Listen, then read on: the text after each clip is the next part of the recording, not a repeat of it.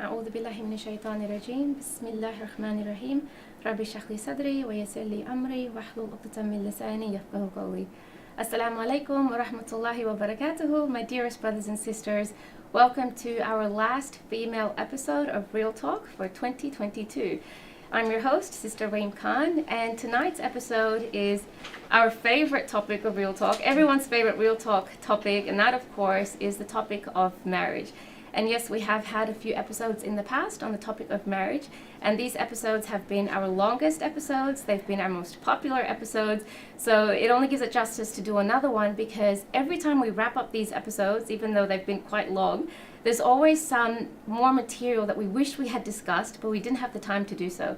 So inshallah, tonight's marriage episode, we're going to specifically focus on a particular topic within this big umbrella topic of marriage, and that is the struggles that Muslims are facing in their marriages. What are the modern day challenges and the issues? Why are we finding marriages so hard today? And joining me for this riveting discussion, we have three amazing women in our community who are doing incredible work on the front line on the issue of Muslim marriages in their respective fields. We have two of our Real Talk favorites. I've lost count how many times you both have been on Real Talk, mashallah. We have, I don't even need to give an introduction, Ramia Abdul Sultan, lawyer, community advocate, da'i, mentor, mashallah. We have Sheikha Jamaluddin, again, needs no introduction, teacher, mentor, community advocate, and another Real Talk favorite. And joining us for the first time on Real Talk, we have Sister Wendy Saltel, and she's a clinical psychologist. So welcome all of you, and thank you for joining us for the first time. I know we're like at the end of the year, and it's like really busy towards the end of the year, and so I really appreciate the time that you've taken to be here tonight. And I know it's late, it's 8:30 p.m., but thank you so much for joining us. Thank you. You're welcome. So we're going to go straight into the discussion today. I thought we'd just go right into it, because this is one of those topics that we do like to talk a lot about, and it's the ones that people will ask a lot of questions in the live stream. I will try and read some of your questions during the episode and try to get through as many as we can. But okay, bismillah, let's go. Okay, so the first question, we'll do like a round table. I'm going to fire this question to all three of you, and you can answer it from what you've seen in the community through your respective fields. And that is, what is the most common marital problems that you're seeing that Muslims in the community are facing in your role as a sheikha, in your role as a psychologist, and in your role as a lawyer? Who would like to go first? I think I'll go last, because I'm the last point of contact usually with marriage breakdown. Okay, I'll go first, because I send them over to you. All right, there we go, that makes sense. Okay, look, I think if we're going to look at the most common problem, Wallahu alam, what I have seen, it tends to be like there's a disconnect between the two parties, unfortunately. And what seems to be happening a lot of the time is they find that they've got very different expectations, and you've got one party putting a lot of expectations on the other party, yet a lot of the time they don't actually want to give as much themselves. So that causes a lot of problems in relationships. So I think that's probably a primary one that I've seen, if I want to look at the most common one. Yeah, so it's expectations. Yeah. And what's this area where they're expecting too much and their expectations aren't being met? Is it more like religiously, or is it doing house duties? Like, what are you seeing that they're complaining about the most? I think it's the expectations. What I looking at all the different cases I've over many years, it seems that a lot of people not realise how much life has changed, and you can't expect your spouse to be doing what necessarily your parents were doing, because the expectations on each couple now is far more than ever before. So you can't expect them to be doing because in the past, if you look at it, life was a lot more simple, and there wasn't as much on a person. I remember even seeing, for example, a post once, and exactly what Ramia had said when she travelled overseas, and she told some of the ladies what they had to do in Australia. They couldn't believe it. Like, there's so much on on us. Like, for example, if you look at the typical mother in Australia, she's doing usually she'll be doing a lot of them, obviously they're working as well or studying, but for example, they've got their, they're looking after the children, and then they've got to go take the kids to school, and then they've got to go shopping, and there's so much to do. Yeah, there's so much to do. And then, as you know, we've also got a significant number of women who are doing it on their own. They don't actually even have the husband's support at all. You know, they don't even have husbands, you know, unfortunately. Yeah. So they're doing it all alone, and that's really hard. In this society, you just don't really, not everyone has, you know, the family unit around them to support them. So that's a real struggle for a lot of people. Yeah. So basically the expectations are not meeting up with practicality of our reality at the moment. Yeah. Oh, interesting. I agree. I find that the detachment is a really prominent feature in a lot of the troubled couples. I tend to see it as a sense of alienation. Each party is living in its own bubble. There's a lack of interconnectedness. There's a lack of emotional intimacy. There's a lack of friendship. And most importantly, I feel the disconnect is a result of a deeper issue of a lack of communication. They either don't know how to communicate, or they've lost the motivation to communicate. Most of the time, it seems to me that there's a lack of understanding of the value of open communication. And so it's an issue around like skills building or self-awareness around how to communicate effectively with your partner, you know. And of course, oftentimes couples come in, and when you scratch the surface, you'll find enormous like histories of problems that may be manifesting in the marriage that have not been addressed, that could potentially ease the pressure that is in that relationship. So you think communication is probably the big one. Why do you think that's the biggest one? Yeah, and why do you think that is the case? And is this something that's new, that's happening with our generation, or is this something that's always been a problem with marriages? Always been a problem with marriages. Oh, okay. Because think about it, like, you know, I'm not the body that sits in this chair. I reside within this body. And so if you have a relationship with any two people, it's essentially about coming to know the person that you are residing with.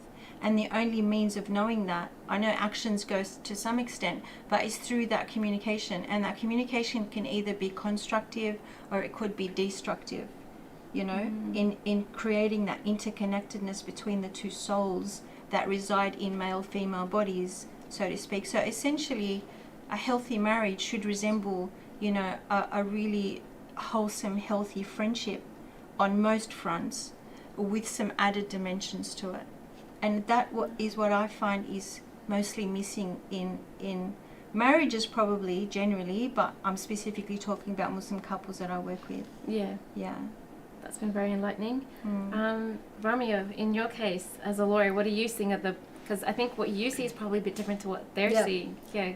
So I very rarely ask, I do, but I rarely ask. It's not my business to know why the marriage is broken down, but I'm always keen to know, you know, it's a question that you tend to pose, especially when you're dealing with Muslim clients. And they would have already gone through those steps. They would have gotten the spiritual guidance, possibly gone to the, you know, psychological or relationship help, counselling and so forth. And then it's reached a point where it's just not working anymore. And at times, and you know, we were having this conversation earlier, marriage breakdowns are not always going to be triggered by blatant abuse, but be it physical, you know, emotional, whatever it is, financial and so forth, or even spiritual. It's what we're seeing now is a surfacing of you know, various reasons, and it's almost as if, when you simplify it, it's almost as if couples have checked out. Right, they've actually just checked out of the relationship.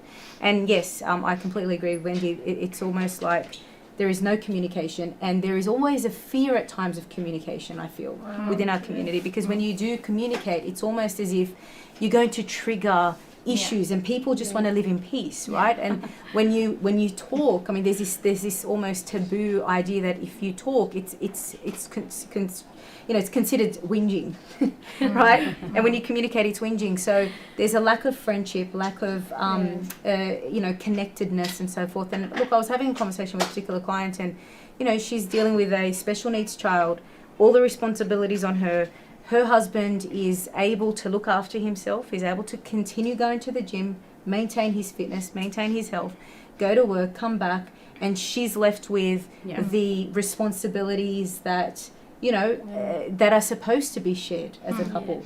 So the way most couples, and unfortunately, we're not saying it's right or wrong. And when you have these conversations, people will obviously say that it's we are reaching the end of times, as they say. But women are almost in a situation where, well, why should I be in a relationship where I'm doing it all anyway, and I have to uphold an added responsibility? I don't need it, right? So I'll just do it on my own. I'm not saying that is right. But unfortunately, this is where I'm seeing relationships are heading. It's just checking out. It's going into that now, like where it's just, okay, it's too difficult. I might as well. I'm working anyways. Yeah, I'm doing it all on my own. Yeah. And I just don't need that added baggage. Yeah. And, you know. Wow. And so the scenario that you brought up on the surface might sound very simple, like, oh, he didn't stay back and help with the kid. He preferred to go to the gym, but it's a sign of something more profound that's missing, which is a lack of regard for his partner, a lack of shared empathy, care. mercy. There's a lack of, exactly right. you know, I'll give her a hand before I run off to the gym. I'll check in with her, see how she's doing. You know, that taps into a whole different level. And when that level is missing, there's going to be all these other manifestations that create this disconnect. And yes, it does lead to women saying, well, what do I need you? You know, especially now women are financially independent. Oftentimes they're more resourceful than their spouses, and you know, so the men kind of like render themselves redundant by disengaging from their primary role as carers and providers and nurturers and best friends to their spouses, as the Rasul ﷺ was to his wives. Just to build on that also, you find that, you know, even religiously and Islamically speaking, there is a regard for rights and responsibilities. And there's almost just an emphasis, I want my rights. But there's no responsibility. Right. And the essence of our teachings is that with rights comes responsibilities both ways. And I think that in and of itself is a trigger for breakdowns. When anyone ever starts feeling like they are the one continuing to sacrifice, yet they don't feel like their needs are being met. It just builds up over time resentment and bitterness, and they start lashing out on their partner because a lot of people don't know how to deal with it. And over time, that's how the marriages can become very, very damaged. So like, until it can become irreparable, right? It was like Wendy mentioned that it might seem like it's from something so trivial, like he went to the gym while I had to, you know, it seems like something trivial, but when it has built up over time and gotten to that stage, that's where so much is manifesting underneath all that. So I'm glad you pointed that out. And so the resentment that you speak of, you know, becomes contempt, and research has proven that contempt is the number one highest predictor of divorce in couples. These little instances can become a breeding ground for growing contempt between the couples. You know, building on from that, what would all three of you say? So again, I'll pass this question around. Is the primary cause for marriages breaking down, apart from the blatant abuse? So we looked at like what are the common problems, but what's that main cause that you think that this is why it's actually breaking down now? Again, we've only focused on this. I did also want to mention other, you know, if you're talking, I mean, from what I've seen, we have to also accept that there are core issues within relationships such as addictions, whether it's porn addiction, drug addictions, gambling addictions. Yes, there may not be abuse of any sort, but these are problems. Infidelity and so forth between, you know, couples and you know, women being on the receiving end and being expected time and time again to be patient, I guess, or forgive. Right. So you're seeing a lot of that. We're seeing a lot. Okay. Addictions are at the core, and I think you can have a whole episode on this. But I believe that they are, you know, they're a societal issue. They're not just exclusive. And to they're Muslim. breaking down marriages. Absolutely. So we're just. I mean, these are very, very, you know, core or key issues that we're seeing. But you know, apart from that disconnect also. So when you ask couples, but what's the reason? I had a couple who actually applied for a joint divorce.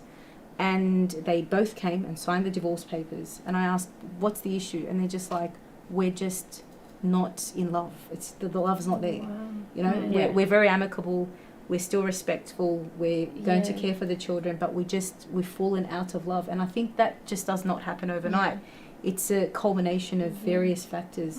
And it ended up really respectful. It's very rare that it does. But so there are other issues such as those. Going a bit off topic, just to what you had said, do you feel like there's still hope in a marriage that's like that, where they're just not in love anymore, but they're still respectful and maybe they know how to communicate? Yes. Because obviously they've been communicating. Yeah. If they can get to that stage amicably. Yeah. And I've seen situations where that does happen. Yeah. Divorces are, proceeded with, and then the separation period takes place, and they're apart from each other for a few years, only to realise that they actually need to, they're willing to give it another shot. So sometimes divorce, I'm not saying it's the right way, but there has to be steps that need to be taken to try to salvage a relationship, right? And divorce needs to be the last. Yes. So when we discuss, have you gone and sought whether it's a spiritual help or the psychological or counselling help? And this is taboo in our community, let's admit. When you tell a couple, particularly our brothers, have you sought marriage counselling? Yeah. It's like, no, oh my God, this is it. This is divorce in and of itself. Yeah. And we need to break away from that, because there is no harm in a safe space, in a confidential, environment, that you seek the relevant help. That was actually the next question I was going to ask, was exactly that what are the avenues that Muslim couples are seeking for intervention, and what are they hoping to achieve from these interventions? And is it mainly women, or is it men as well? So, there's the spiritual avenues, psychological help or therapy, and then legal as well. So you can all take turns again answering that. I would say those, Yeah. Okay. So what are the interventions? So when they do come to you, what are they hoping to achieve? And is it mainly just women that are coming, or do you see brothers coming to you for this kind of help as well? I think if you were to look at, even if you look at the anyone who's on the ground, like for example, as a religious leader, I think you'd see predominantly it'll be women who make the first move to reach out and seek counsel, to ask, what should they do in their situation, get advice on what should be done, and could you speak to my husband, for example, something like that, what I mean? So that would be, and a lot of people, like as we know, and that's one of the reasons we wanted to do tonight's panel was, in our community, as you know, a lot of people believe that going to the sheikh will solve my problem. So they think that if I go to the sheikh and he talks to my husband, just like that, everything will be fine and it will be all fixed up, and we'll go home and there'll be no more problems anymore. Is that the most popular absolutely, avenue for I solution? 100% still believe that. And so I feel we all have a responsibility to kind of retrain our community. A lot of people still do not understand that we actually have Muslim psychologists. They just see psychologists as like, oh no, not psychology, that's just for people who've got mental illnesses, or they don't understand what psychologists can actually offer them, especially if they're specialised. And that's why I just want to take this opportunity and really thank Wendy for coming on tonight, because as she knows, I'd say, I'm not sure how many years now, but I'd say maybe 15 years. I'm not really sure how many years it's been, but it's been a very long time. I've been sending women over to Wendy, because what it is, I have a lot of women obviously come to me, and then over the years I've tested out various places for them to get help, and I kind of listen to the feedback they get. Yes. And Wendy got good ratings. She got good ratings. They all told me, she was great, she really helped me. So, and I think tonight for me was about, showing our community where they can get the help, because a lot of people don't know where to go, and so they're not really seeking help in the right places necessarily. And that was actually something I wanted to actually even direct to, Wendy herself, and just ask her, because you've got situations where, first of all, you could have someone who's got a problem, they've had a problem with their husband for like 20 years or something, or they've got like maybe their husband's got a porn addiction, or like really serious problems, right? Even trauma and all this stuff. And then they just want to go to the sheikh and think that that's going to solve their problem. But then the other thing too, so that's the first thing, normally it's the sheikh, but okay, now they're starting to understand, all right, you can go to counsellors, but counsellors have different levels of expertise, and sometimes your problem could be so deeply serious that you need some real intervention. You need some very highly qualified person to kind of really help you with that problem, because it's not just about kind of like fixing your communication skills. It's far beyond that. There's traumas that go back, traumas, and they need to like sort of look at what's really going on. Why are they both getting triggered in this way at each other? And sometimes it goes back to childhood trauma. And so you need someone who can go much, much deeper than your average counsellor. So if I can just put that over to Wendy, and if you could just explain to people, give me a bit of guidance on when should you go to this one, or, you know, do you know what I'm trying to say? If you can try to... Well, what are the options? So oftentimes they come to me, they've gone to a sheikh, or like you've referred them over, but mostly it's they've gone to a sheikh, and mostly it's women presenting with issues in the marriage, and most of the time the males refuse to present. Okay, And so it so is we mainly will try women. to coax them and try and encourage them to come in, and I tell the woman to tell him, if you don't like it, you don't have to come back, or we can do a telehealth consultation or whatever. And often the response is, I don't need to be told what to do. Yeah. So then when you get the case history, you kind of scratch beneath the surface, and there's usually indication of something a lot more profound that hasn't been addressed with the male. Other times it's just a malfunctioning of their inner schemas, and I'll go into that in a little while, because, you know, there's a couple of psychological principles that I think are really powerful and very helpful for every single person to know and understand, in terms of, you know, creating a level of self-awareness and trying to manage their own mental health. And the first one is, some of you might have heard of cognitive behavioral therapy. I mean, it wasn't invented by cognitive behavioral therapy. It's been around since Socrates, but the notion that our thoughts are powerful enough to create an emotional shift and create a physiological change and a behavioral response. So our thoughts, our emotions, our physiological processes, and our behaviors are all interconnected. It's like a quadrant.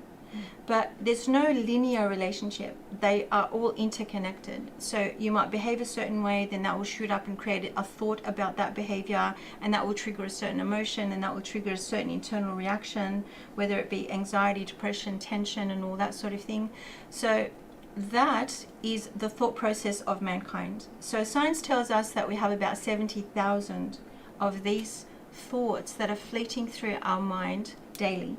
And the vast majority of it, over 90% of it, is irrational, faulty, and self-defeating. Wow. That's a huge volume of dysfunctional, potentially destructive thinking that manifests in our minds daily. So, and oftentimes people that are troubled are very reactive to their thoughts. There's no stopping and thinking, what did I just think? Do I need to reframe that thought? Do I need to challenge that thought? They just accept it wholesale. And this is where the problems arise. So that's one construct I'd like you to keep in mind. The other one is this. So imagine the human mind. I love analogies because they kind of stick. So imagine the analogy of a tree, and the tree is a very well established one with a trunk, branches, leaves, flowers, potentially fruit. And under the soil is a massive network of roots that are embedded in potentially highly enriched soil, microorganisms, biochemicals that interact and feed the root system, the fruit, and all the rest of it. So the human mind is, say, like below the soil is what we call core beliefs. And these roots are laid down from birth onwards.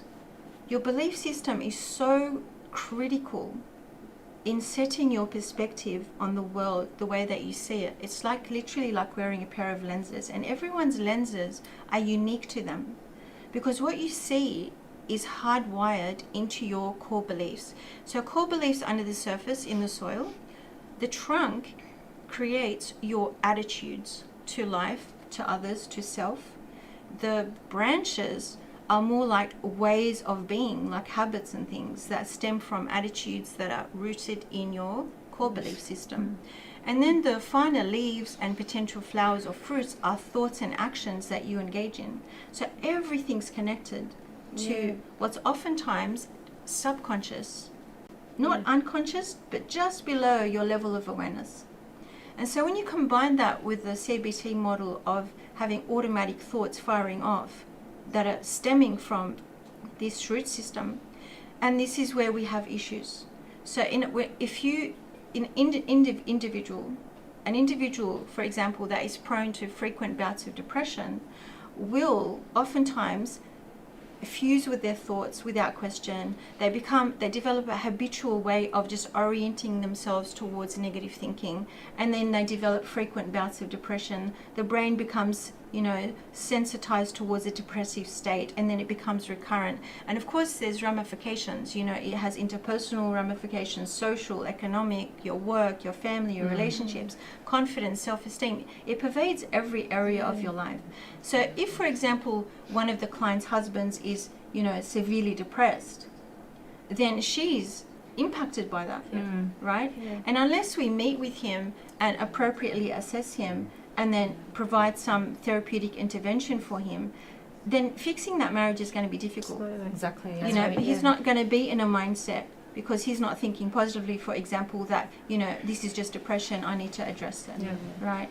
So, and then couples are unable to understand that perspective of my spouse is a valid perspective, it's just a different perspective to mine. Yes. That sounds elementary to a lot of people, but not most people, a lot of people that I've come across find that difficult to fathom, that you don't see it my way, therefore there's something wrong with you. Yeah. But if couples were to come on board with this notion that I can disagree with my partner, and that's okay. Yes. Yeah. But isn't that interesting that they have that perspective? Hey, give me those spectacles. I want to see the world the way you're seeing Let it. me see what Let's you're talk seeing. about this, Yeah. right? And then all of a sudden it opens a vista of amazing communication, emotional intimacy, respect, mutuality, and all that sort of thing. Yeah. But just to build on both of your points, I think our leadership and Mashaykh are learning, alhamdulillah, in a sense that in the past they held and carried the responsibility to be counsellor, to be sheikh, to be and everything, a lot of everything. boots, And now, from what I'm seeing, actually, I am seeing a referral system in some way or another, in a sense that this is beyond my scope. You need to go see this person or that person. But and going back to the saying, however, you could take the horse to the river, but you can't make it drink. Yes. And essentially, if both parties, because it takes two to tango, and if both parties are not willing to save the marriage, whether it's through intervention, counselling, therapy, then it's almost irreparable. Both parties need to be on the same page. Otherwise, as you're, where most of us would be seeing, it's the sister, the wife, that's generally, fighting for the relationship because she's identified that there's a problem, whereas the other partner is almost oblivious or. I've seen that scenario so many times where the woman will want to take whatever she can, whatever precautions she can take, whatever active measures she can take, I should say, to fix the marriage, and the man is oblivious to that there's any problem to begin with. They're just like, it's all in your what head. have I done? Is that something that you see a lot as well? A lot. Yeah. And what do you think? Where do you think that's coming from? See, from the men's perspective, they don't even see that there is a problem. They're not necessarily unhappy in the marriage. They want it to continue. But a lot of sisters are like, that's it. I've had enough. I want out. Look, that's a really big story, and one that I've been trying to piece together for a long time. Sometimes I wish I was a man for a week or two, so I can kind of really get how a man ticks, but I'm not, and I don't think I'm likely to be. But I'm trying to piece it together, and I think I'm starting to get an inkling about how men think about vulnerability. And it's entirely different to how we think about vulnerabilities. When us girls are troubled, we like to share and talk and process it verbally, and and we're more than happy to see therapists and break down and cry about it. But for a man, it attacks their very existential being of being a man who's capable, who's competent, who can solve his own problems, who can, strive to be the apple of his wife's eye, who's the problem solver, the savior of the day. So if he goes off to a psychologist who's female, who's also accompanied by his wife, it's like the girls are there and he's there, and we're just sending out signals like, brother, there's something wrong with you. And that's so for a guy that's already troubled, I can understand how that's profoundly aversive for him. So I get it and totally respect it. What we do with that, Allahu Alam, maybe we need a lot more like male therapists, maybe the sheikhs. I'd love to see this happen. for them to upskill in terms of, you know, psychological knowledge and intervention strategies. I'd love for sheikhs and psychologists to do professional development together, to just, you know, cross-reference knowledge, because I feel like I lack a lot of religious knowledge that I wish I had, and always learning, alhamdulillah. But, you know, and I'm sure sheikhs would also benefit from kind of like, you know, receiving what we've learned. There are accidental counsellor courses and so forth that I'm aware of. Yes. I mean, you're not at all equipped enough to obviously, but I think they would help. Absolutely. Because, you know, you are at times, I know, Yes. I'm put in a position of counselling many times Yes. over, you know, giving exclusive legal advice, unfortunately. But I Yeah. think I think, sure, Sheikha, you're always in that position as well. One You thing just- that I have found really helps the sisters to sort of console them, because they always get very upset that my husband won't seek help. Yeah. And I just tell them, sister, 99% of Yeah. men, so it's not just your It's not husband. your husband. And when they hear that, it actually helps them so much. Just to know that helps so much. You're not alone. It's very common. We would like to see it changed, and I think it will change. I do believe the next generation, you know, people are starting to, we can see it, like people becoming more aware about mental health issues, like they're realising they do need to go get, you know, we can seek out that help, there's no shame in it. And as you said, we do have some male counsellors and psychologists now, and I do find that the men are feeling a little bit more comfortable to go see maybe those. Yeah, I was going to say that they're probably feeling more comfortable going to the male psychologist. Yeah, but one thing I do tell sisters as well, I say, look, don't despair. Just you go see the female psychologist yourself, because she can still give you skills, you know, on how to maybe better navigate your conflicts and stuff like that. And little changes, as we know, like as they always tell you, you know, you can't change the other person, but by you making small changes, that can bring about different reactions in the partner and stuff like that. So it's not hopeless it's not a hopeless situation if your spouse won't go see a counsellor or psychologist. Like you go, I always tell the sisters, you go and try. Yeah. You know, you go and try, and of course make lots of dua to Allah. Yeah. And ultimately as well, Allah Ta'ala is the turner of the hearts as well, right? Yeah. So inshallah. Yeah. I think even for the females going and seeking that help from the psychologist, it's like you mentioned, you know, we see from our lens, it might help them to actually see from their lens. Yes. And that might actually help, because then you It does realize help. maybe we are maybe in some situations I might be getting really offended over something, or making, when really it doesn't bother him. Why is it you know what I mean? Like it might just really help in that situation. It does help, because it helps him to step back. Okay, now I can see why he's maybe, you know, doing certain things. At least if you've got the knowledge, it empowers you not to be so maybe reactive to certain things he does and stuff like that. Even something as simple as, you know, the 5 love languages and so forth. And I know that clients have sort of indicated that by them just understanding what, you know, each of their love languages, it actually has gone, you know, it's allowed their marriage to go far or further. But just basic or simple understanding is, okay, what's my communicative language and what is yours? And meeting each other halfway helps. So education is critical, but Absolutely. the conversation needs to be had, essentially. Yeah. You know, Sister Wendy, you were describing before, when you explained in so much detail the whole, you know, the branch and the roots and the way that we think and how it affects our feelings and our thoughts. You know, when a certain situation happens and that triggers something, and then our thoughts affect all of these things. And then if someone is depressed, and then their depression is leading into this vicious cycle of all these extra reactionary things, and it's impacting them all. And that made me think, if someone is going through all of that, and then you expect a sheikh to just kind of mediate and fix the marriage, That's right. it's actually not, like when you explain it that way, it's Band-Aid like, no, solutions. it's not going to work, That's because right. that's not their job. They're not Yeah, equipped to that's do right. that. That's not what they've studied. And No. it literally is such a deeper issue, and you need someone who's qualified in that to help with that. They don't need mediation. They need like real deep therapy. Can I just really want to understand this, if you could, because I think this is something like, is there any kind of like guideline to when your problem would be more like a case where a general counsellor will be sufficient, and when, wait a minute, no, that's not going to be sufficient, we really should go see a psychologist for our sort of situation? Was there any kind of like way you can give a guideline on that at all? As counsellor versus psychologist? Yeah, like what's the difference for people to understand? That might be tough. I'm not sure what the background training of counsellors are. Okay, all right, I understand. So for it psychology, depends. like you know, we have to go to uni, we have to be registered with APRA, we Yeah. have to, Mhm. you know, fulfill certain guidelines and keep up our professional development, things like that.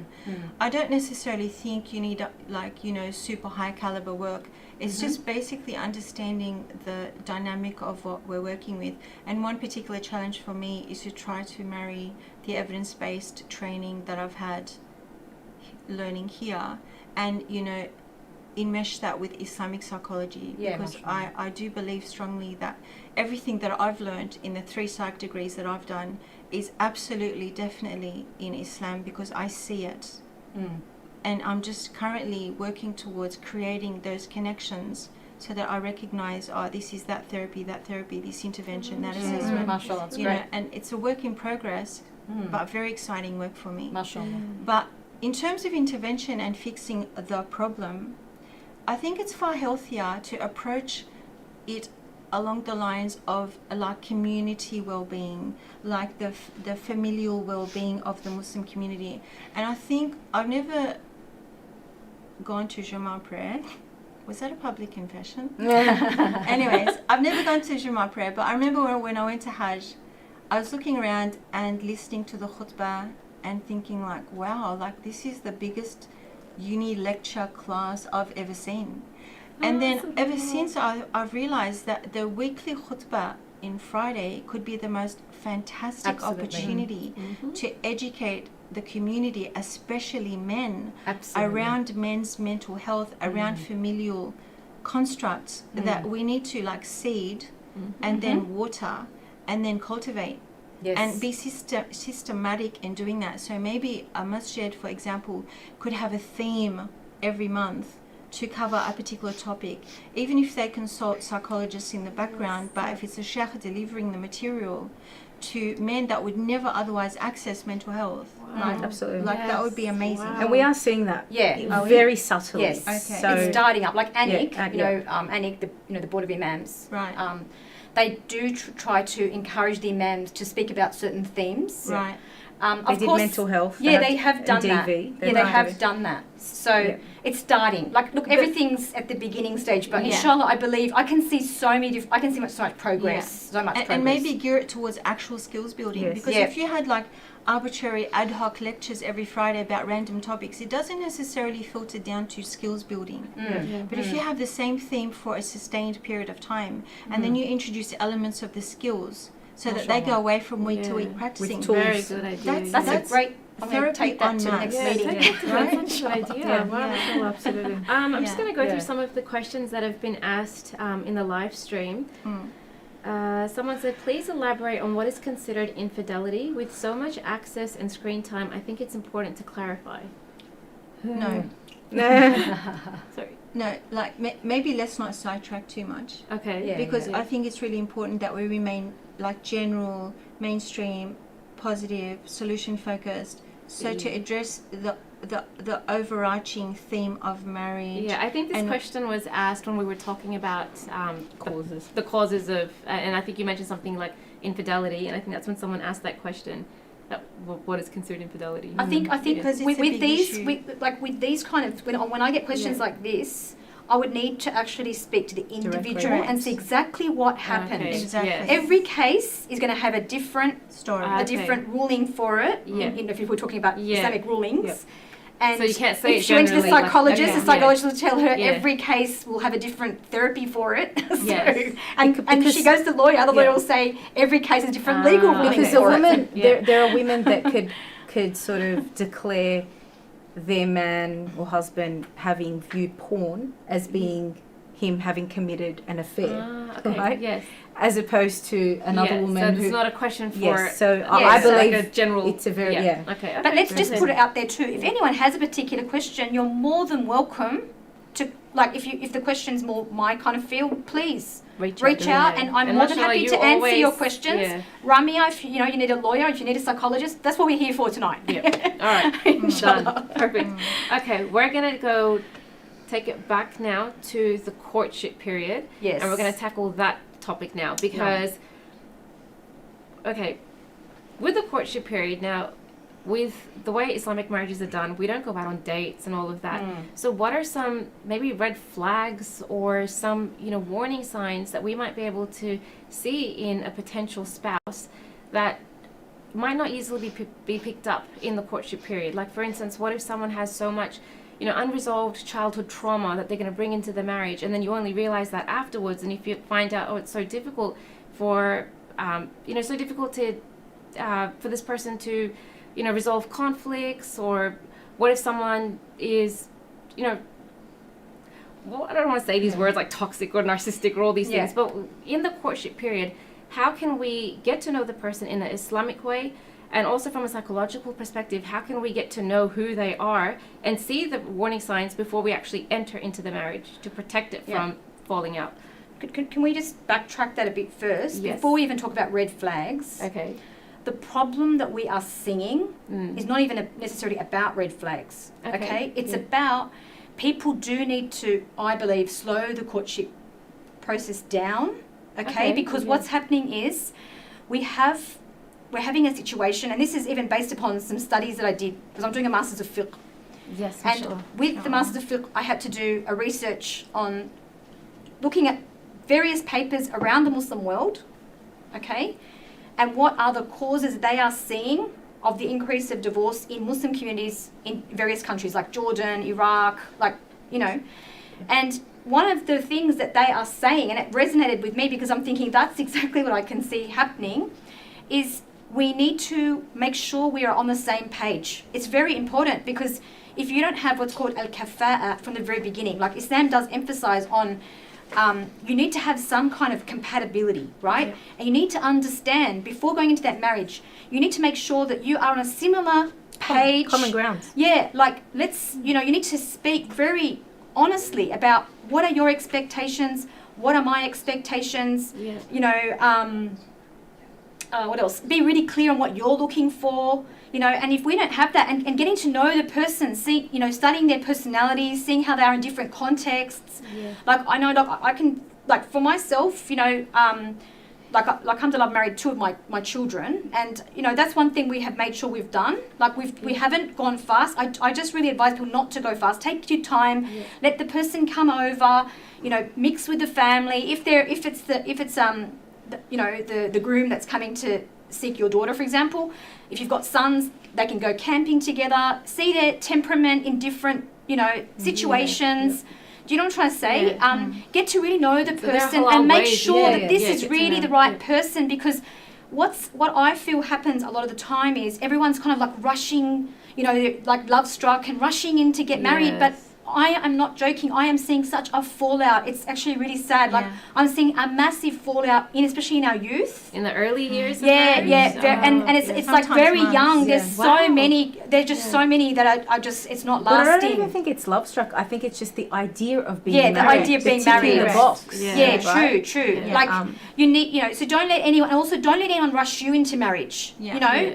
Just take your time. Make sure you feel right about this. You know. Do you think, is the pressure coming from parents, Muslim parents, are wanting their daughters or sons to marry early? Or is it coming from within the child that, okay, I want to get married now, I want to do It this? can be, and sometimes, like, for example, when it's the girl, Yeah. it can be like the groom is trying to rush her up, or his parents okay. are I trying think to it's rush it up. It's also self. Self- It can be Self-inflicted many pressure. things, many things. Yeah. Like, it comes from, it depends, Yeah. but It's also a very natural drive to want to like couple up with someone Yeah. and be Yeah. like intimate with someone and marriage. And Yeah. for Muslim young people, having boyfriends, girlfriends is not an option. Yeah. So Yeah, of obviously course. marriage is very desirable for them, Yeah. which is fine. yeah, But on what you were saying earlier about they step in and it's the marriage idea that they're in love with, and you're suggesting that they should really take their time and get to know that person in different contexts, especially when they're angry or when they're Yes. conflicted, and how they communicate and how they resolve.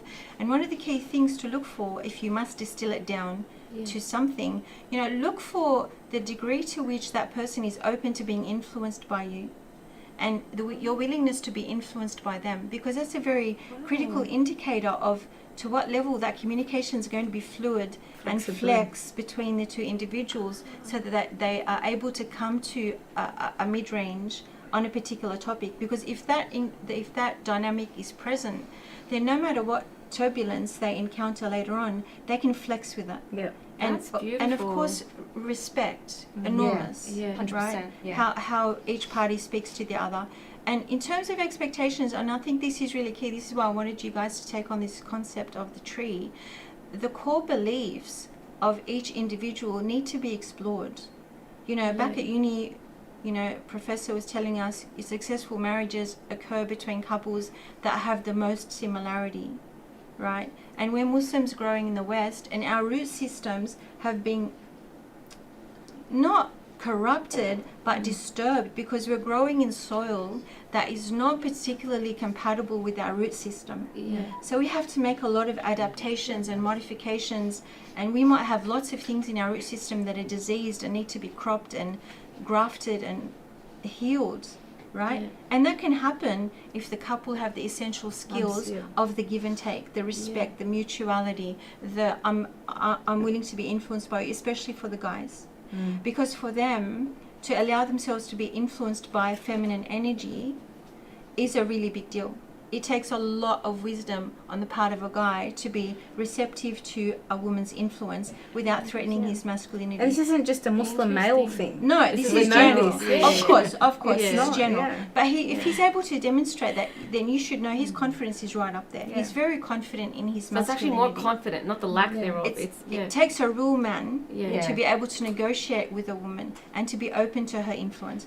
Like we know that Rasulullah Sallam used to consult, his Exactly. wife about matters of war. What would a woman know about war back then? But still, it was the principle that I value you, I respect you, I invite your input, and I value and can engage with your interaction with me. Goes a I long way. think that would be one of the things. And when they're angry, just notice how they behave when they're angry, and deliberately prod them into conflict. I was going to deliberately make them angry.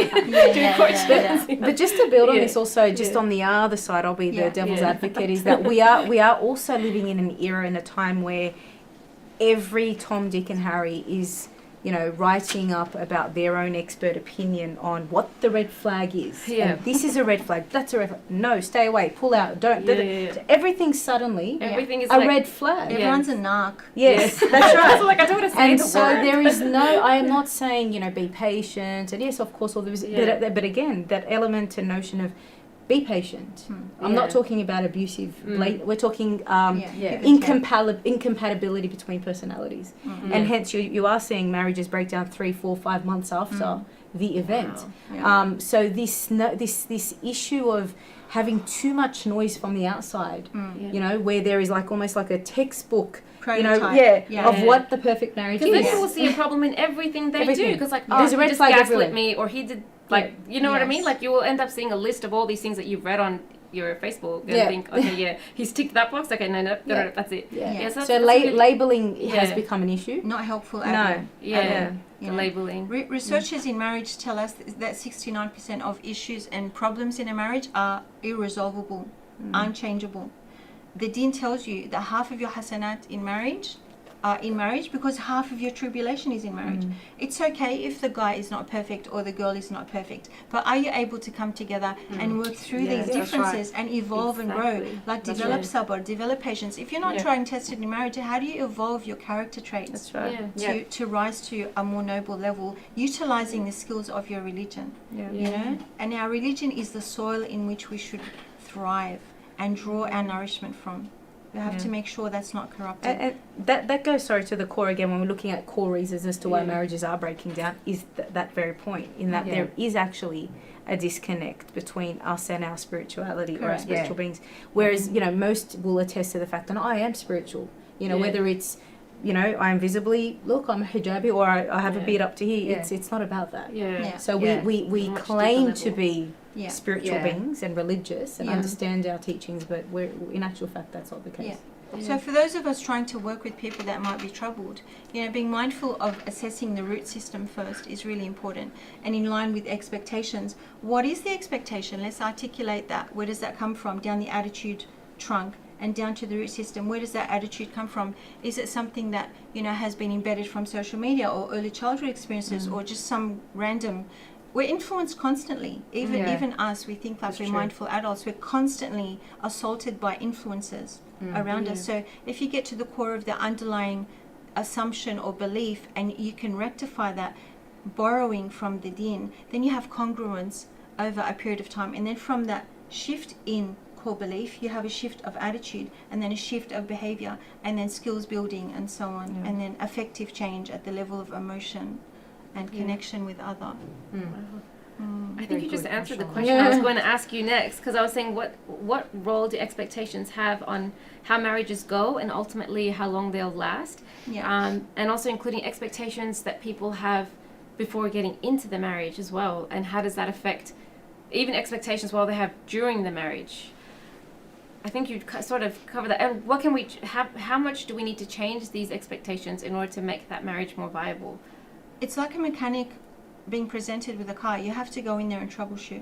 But the best way to do that, instead of troubleshooting with each individual car, you can do like mass reform by ensuring that all couples that are planning to get married go through a compulsory premarital course that is Islamically oriented, that is psychologically sound, that is skills building. So they enter into the marriage with very realistic expectations and a toolbox of coping mechanisms to manage that initial turbulence of the first 12 months of marriage, to minimize the risk of divorce. And then that program can also have like, a follow-up, post-marriage intervention, and then relapse prevention. And when they hit a bit of a rocky road, they can get intervention pretty much straight away. The people are familiar with them, and we just smooth things out for them. And then are you seeing this offered in the community? Not that I'm aware of, actually. Courses? I know in the past there's been...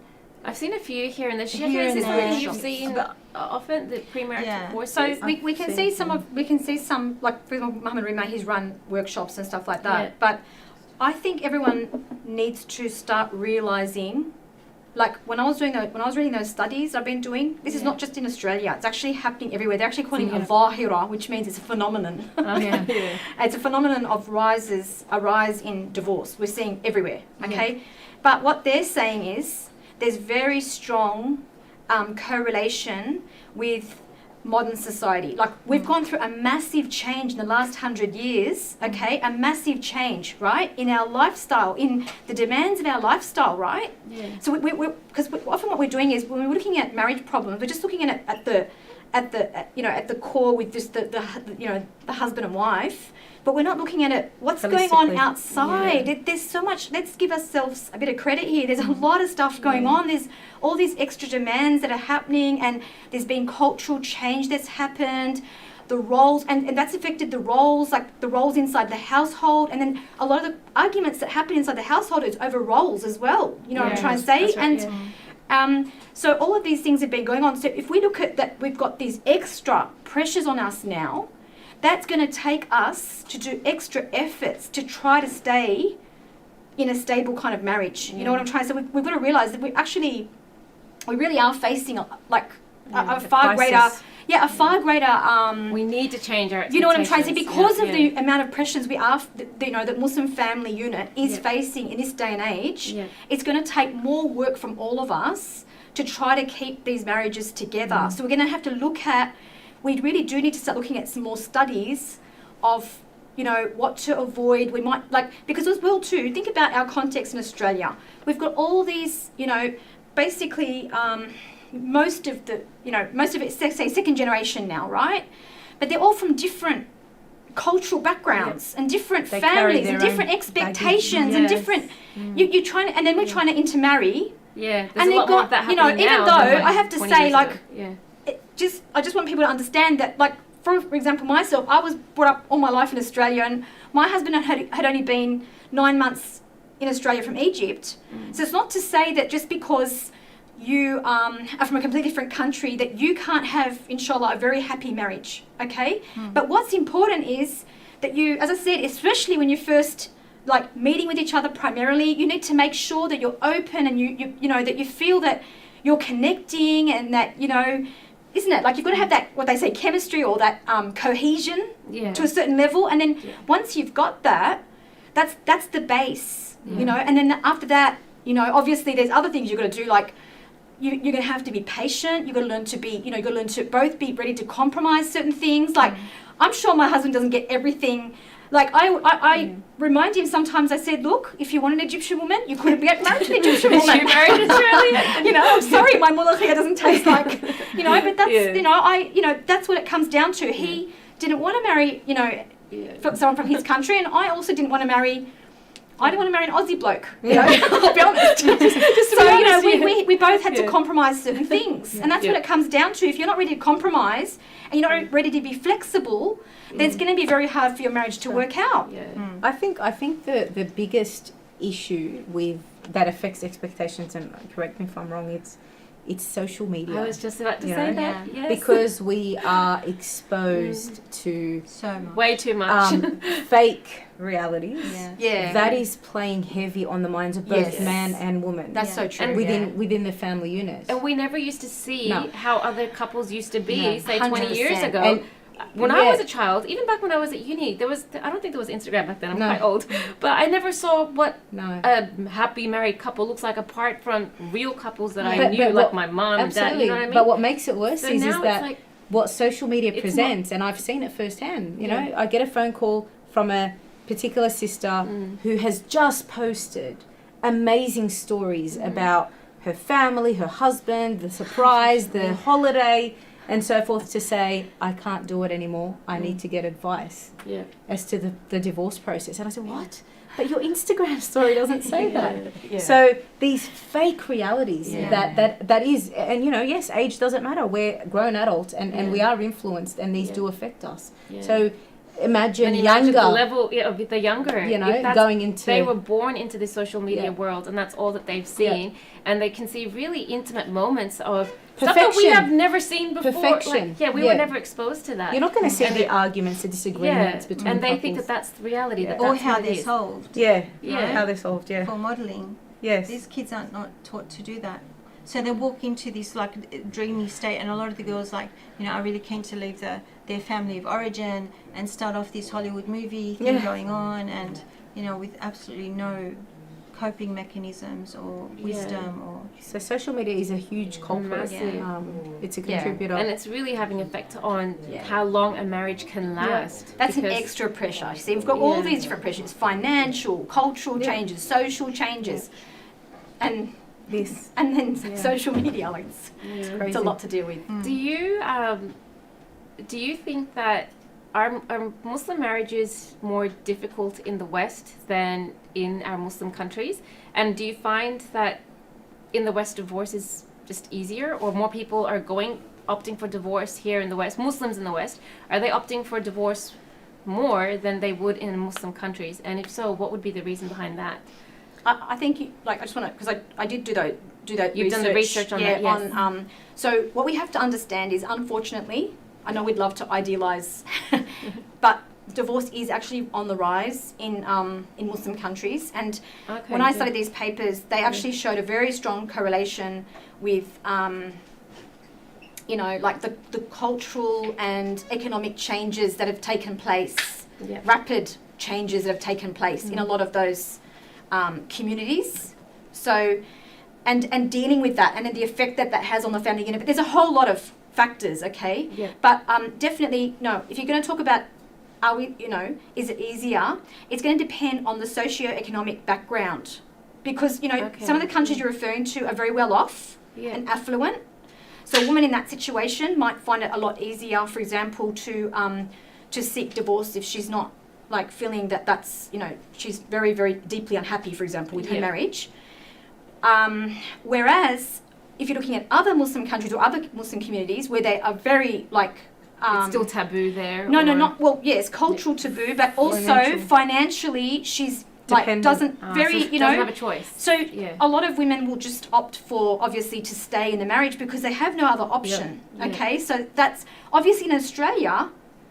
Well, you'll still find, believe it or not, we still do have women. I do get sometimes women say to me, it could be a very severe case as well, mind you. It could be even a DV case, but she can't leave because she doesn't have any financial means to be able to support herself. So you do get those cases, and that's why we always say that we're able to now, alhamdulillah, like refer them to say National Zakat Foundation, you know. So it's not now an option that she has to stay in that marriage that's almost destroying her mentally and and Physically, emotionally and everything, yeah, right? everything, yeah. But what I'm saying is that you don't always have that overseas. So obviously in Australia, because women will generally be in a better situation, then you might find that they would find it easier to Yeah. seek divorce due to that. I think it's multifaceted, and I think you need to look at. I am not at all saying that living abroad is easier, but I think, and maybe correct me if I'm wrong, the pressures on women in the West is huge. It's immense. Yeah. Because she is more often than not at times breadwinner or equal breadwinner. She's the mother, the parent, even though she may be in a relationship, she could almost be like the single parent. She's having to run the home and the household, care for extended family, and the list goes on. They have help. They might have a nanny or a Yes, driver, or someone to take the kids to school or cook. Exactly. So they're willing to compromise Yeah. because of this issue. But I think one of the key factors, I would say, as to if you were to almost say that, yes, it is easier to get a divorce here than over there, we have a no-fault system here. I'm talking legally. The only, I guess, delay is that you have to be separated for 12 months. I'm not talking Islamic, there's an entirely different process. But legally speaking, you don't need to go and prove and explain why you don't want to be in that relationship. As far as you're concerned, you only need to be separated. So in the Muslim countries, you have to. Well, I believe prove that I didn't know that. there is a somewhat. If you're seeking khula, I don't want to go into it and stuff. There has to be some. I guess they've got Islamic courts. Like it depends on which country you're in, and we'll say that for another episode. A lot of things. It's 9:36. Yeah. Okay, you know what? I think I'm gonna wrap it up now, but I'll ask a question that you all can answer, and if you want, you could even say it to the camera. I suppose it will be your advice to the audience for people who are going through marital issues or issues in their marriage. What advice would you give them to help them through it, or what advice would you give them, as in where to go, who to speak to, how to deal with it for yourself? Whatever advice you want to give. You can all go first, inshallah. All right, Wendy. What advice I would give is my absolute genuine advice. I would ask them to study hadiths relating to marriage and gender roles, and I would ask them to practice emulating the examples and the symbolism reflected in the hadiths relating to marriage. Beautiful. That's the best, most cost-effective, lasting strategy. Absolutely. Yeah. I actually loved how you mentioned gender roles and just openly like that, because that is a whole hour. Yes. I've been holding I am back like waiting for you to say this- something about that. But I can't, because that's like 2 hours and okay, so we need a follow-up everyone episode. will shoot me. My ideas are very I love it, and unconventional. inshallah, I think we'll look into doing a follow-up episode on that, because I think that's something we do need to openly talk about, and without any sort of, we should be proud of real it. talk. Constraints. Yeah, no Well, kind of like, yeah. oh, but I don't know if I should say this. Proudly say this. We Next do have time. some certain gender. Next time, inshallah. Just bring All security right, guards. Sheffi, Do you want- Ramia. okay. I think I'll go last. Okay, you're last. Okay. So I've basically got these are the 3 advices that I feel very powerful from the Sunnah. Yeah. So the first one is the Prophet sallallahu alaihi wasallam said, "Man kana yu'minu billahi wal yawmil akhir falyaqul khayran aw liyasmut." Right? So whoever believes in Allah and the last day, let them say the good or remain silent. Okay? So that is such a powerful hadith, because, like, first of all, try to say the positive things towards your spouse. Try to appreciate what they do for you. We tend to we get into a rut of being negative and critical, but your spouse needs to hear positive encouragement and being thanked. So important. And avoid the bad words. And especially if you're angry and you're having a fight, avoid saying those bad words, because those words can stab the heart more than a knife. And sometimes you can never forget those words. Correct. Right? So that's one thing. And then the second thing is how the Messenger of Allah told us that he promises a place in the middle of paradise for the one who gives up arguing, even if they are right. So if you can put, like, this is hard to do, but if you can overcome your ego for the sake of Allah, and just think about what the Messenger of Allah promised you, that place in Jannah, inshallah, you're having that argument, it's not worth it. It's not worth it. Seek Jannah instead of trying to be right in the argument. And you'll see how much Allah will bless your marriage, inshallah, right? I'm not saying you shouldn't deal with your issues. But I'm just saying in the heat of the moment, it's not worth it. Most of the time, it's trivial arguments anyways that end up becoming something so big. But it's, and then the last one is how the Messenger of Allah also says that inna rifqa la yakunu fi shay'in illa zanahu, right? That gentleness is not in anything except that it beautifies it, right? I love that. وَلَا يُنْزِعُ مِنْ شَيْءٍ إِلَّا شَانَهُ, right? That it doesn't get removed from something except it makes it ugly. So if you can think about that in your relationship, it's about, companionship, bringing that rahmah, to showing that rahmah towards your spouse. Showing that love, saying the loving words, the beautiful speech, the beautiful way of speaking to each other, all of those things, doing the small acts of, random acts of kindness. You look at the Messenger of Allah, like some of the things that he would do, the intimate, small things. They didn't have much money. They hardly had anything, right?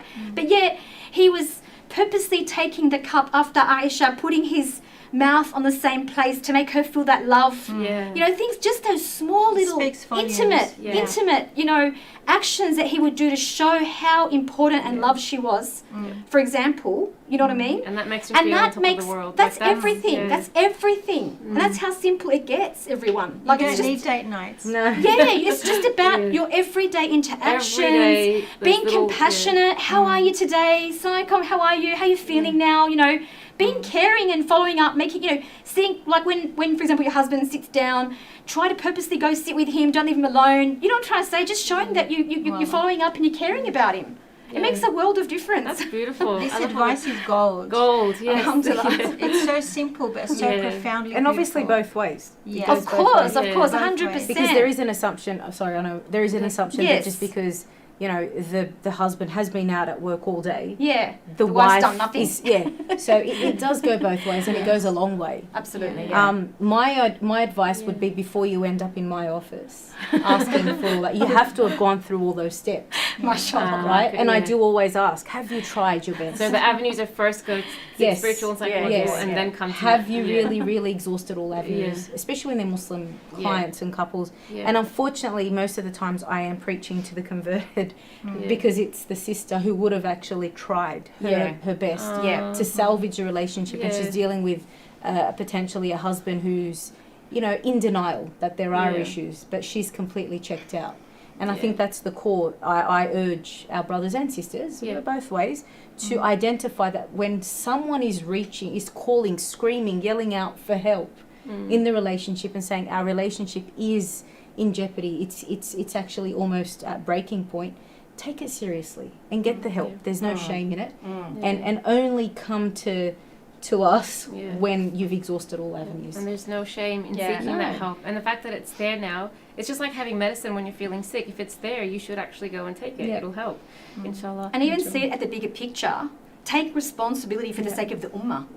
Because stable marriages lead to a stable ummah. And vice versa. If we just find a sea of unstable homes, what are the ramifications for our ummah as a whole? So if you can't necessarily, because you're just so upset with your spouse, you don't feel like you can, take those, measures, do it for the sake of Allah subhanahu wa ta'ala and the ummah. You know what I'm trying to say? Because if everyone takes responsibility, we can, inshallah, reverse this problem. Wendy, you had said something before the camera started rolling about the importance of the family structure in Islam. And that was so important. Can you remember what you said? If you could we can use that as our final ending. SubhanAllah, last night I was watching, two of my favourite people are Jordan Peterson and Hamza Yusuf.